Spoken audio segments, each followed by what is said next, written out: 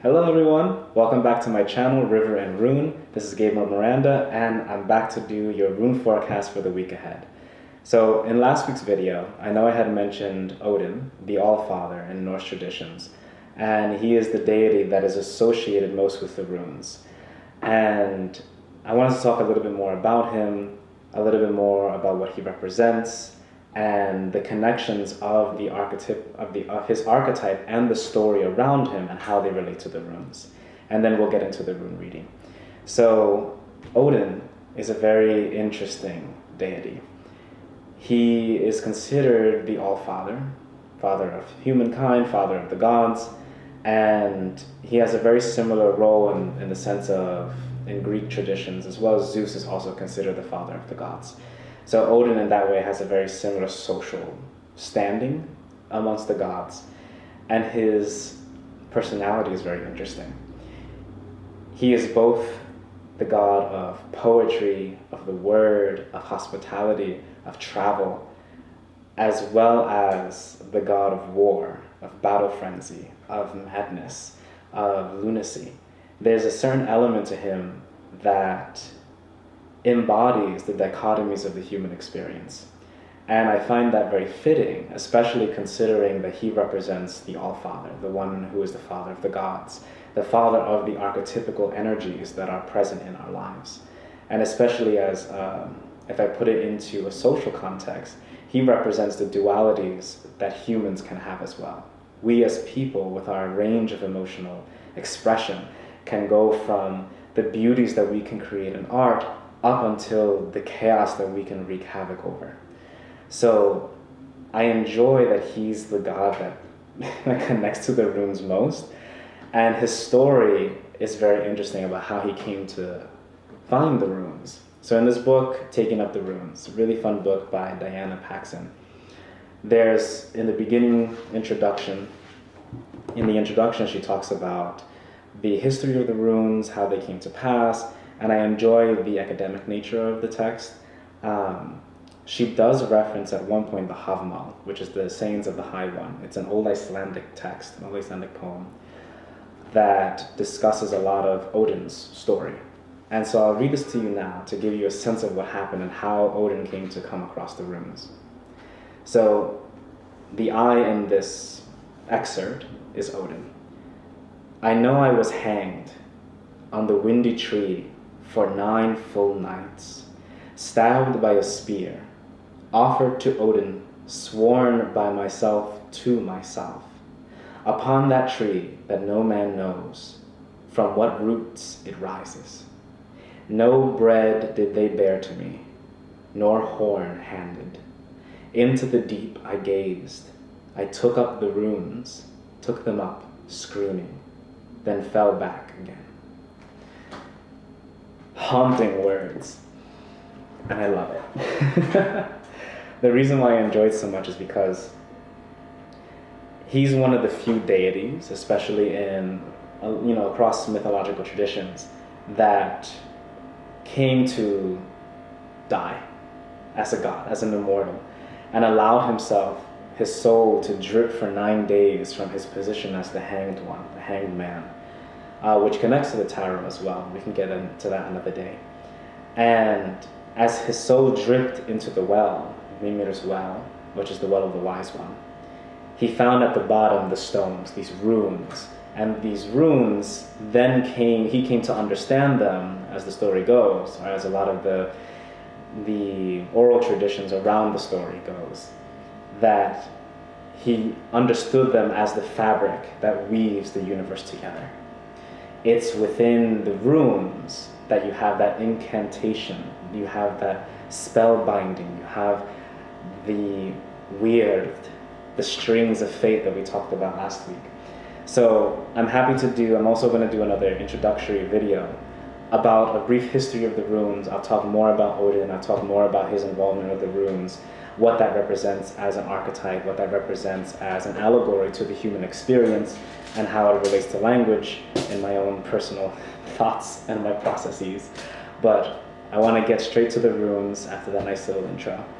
And we're still in the Celtic month of Muin, of divine, So we're still working with the energies of what we can create, of the things that we can produce in our lives, of the ways in which we sometimes overindulge and don't allow ourselves to step back and give ourselves rest so that we can be prepared for what is to come, especially with the coming winter.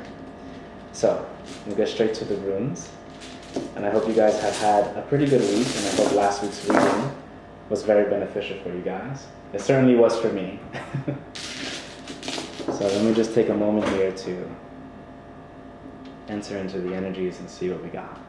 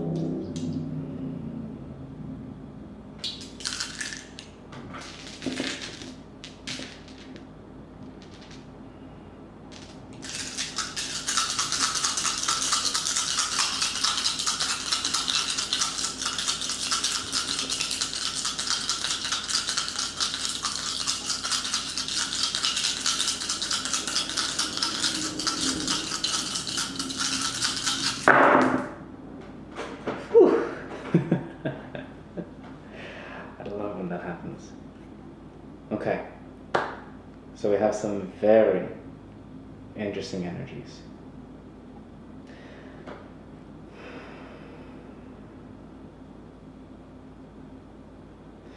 It almost feels like, so how the stones fell. We have one rune up here, and then the line follows down, comes across, and back up again. It almost feels like reclining into a seat. It feels like a basin. A cup, perhaps, a cup of wine, cup of mead, any kind of, perhaps hearkening to the overindulgence that has been lurking underneath the themes since last week. But it feels as if there's a baseline. It feels like if this past week has been very much about the movement forward, now it almost feels like all of this movement has caught up to us. And now there's something where we really need to step back. Some of us may have gotten ill or have gotten some interesting news about our health, or perhaps there has been something in terms of moving too fast almost. And so now we're being told to step back. So again, reading outward, following the flow of time as it wheels around the seasons of the year. We're starting the center with Berkano reversed. So, or Berkano merkstaff. So usually you'll find Berkano like this. That's how it would look upright. Now, Berkano is a beautiful rune because it represents the birch tree. It represents spring, new relationships, new projects, happiness, growth. But when it's reversed, it usually represents not so much a withering, but it does suggest the cold of winter in one's social life, or in one's personal life, or mental life. There's a certain level of having to retreat. There is anxiety about new relationships, or perhaps anxiety involving family. So there could be something happening in terms of your family, or in terms of familiar relationships, or relationships with people who are close to you, like family, that may be causing a little bit of anxiety, or that may be causing a little bit of thought, having you to pause and think about things and ask yourself, are my boundaries, we have the 4 stones across here, are my boundaries really in place? Am I really supporting myself? Am I giving too much energy to this, or am I pulling back too much? It's really about how we're interacting with ourselves in terms of our relationship with others, and also our relationship with ourselves. As we continue to spin outward, going towards the middle of the week, so I'd say towards the weekend, we have Kenos, but Kenos is also merkstaff. So Kenos is the torch that we carry forth into the darkness. It's this energy of movement, of vitality, of passion. It's a little bit different than the Nalthis, the need fire that we found last week, because the need fire has more of that internal revolution, that kind of, you have to do this. Whereas Kenos is the thing that we bear forth because we want to, because we have the inspiration, the passion to do so. So when it's reversed, it almost feels as if, not so much that the passion has dwindled, but there can be a lull in the fire. There can be a lull in the inspirations that we are having. And it also could suggest that that this weekend is very much a time to stop, take a moment, and rekindle the flames within. Rekindle the fire. So if you've been feeling or have been feeling any sense of a lack of inspiration, or there's been energies around you that feel a little bit murky, or feel as if, I don't feel up for things today, that's okay. It's totally okay to take your time, to rest, to rekindle the flames within, so that this fire can spark again, and you can carry that torch forward. But really, in order to do so, you have to find out what's really causing you this anxiety. Why have you been feeling a little bit out of place?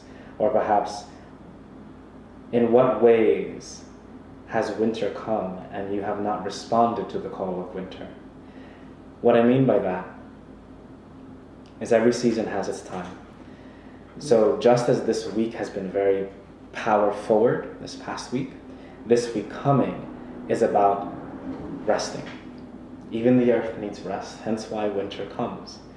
So what aspects of our interpersonal relationships have we not been putting to rest? Perhaps a part of us needs to pass away. Perhaps a part of us needs to be let go, to release something, so that we can have the time to stoke these fires, to get that inspiration again, to walk forward, right? And then towards the end of the week, again, as we take this time to reinvigorate ourselves, we have Ewas. Remember this one from last week? I love this rune. When this rune comes up, it oftentimes represents, or it solidifies, that the other runes around it are true. So this has an even more powerful emphasis on the energies that are present.